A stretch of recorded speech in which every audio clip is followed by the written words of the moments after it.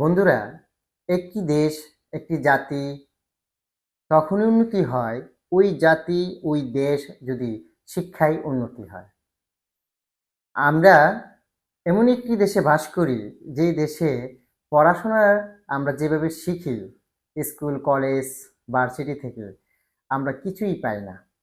বন্ধুরা, দেখতে পাবেন আমাদের দেশের কমার্স বিভাগে যেসব পড়াশোনা হয়, আমরা কিন্তু ব্যাংক বা ওই ধরনের ইন্ডাস্ট্রিয়াল ভাবে আমরা এই ধরনের বাস্তবে কোনো প্রয়োগ পাই না।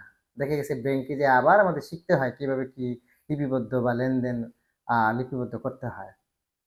আমরা সায়েন্সের পদার্থবিজ্ঞান বলুন, রসায়ন বলুন, আর জীববিজ্ঞান বলুন বা অন্য অন্য বিজ্ঞান বলুন, আমরা বাংলাদেশে এই ধরনের শিক্ষা গ্রহণ করে একটা মেধাবী ছাত্র যে এই ধরনের গবেষণা অথবা এই ধরনের কাজে যুক্ত হবেন, এমন কোনো আহ, অবকাঠামো নাই। আমাদের দেশে আর্টসে পড়লে তো ভয়াবহ করুণ চিত্র। তারা আর্টসে পড়ে, তারা মানবিক শাখায় নিয়ে পড়াশোনা করে, তারা তো পারে না, বেদের খেলা করে, তাদের তো সম্মানই নেই।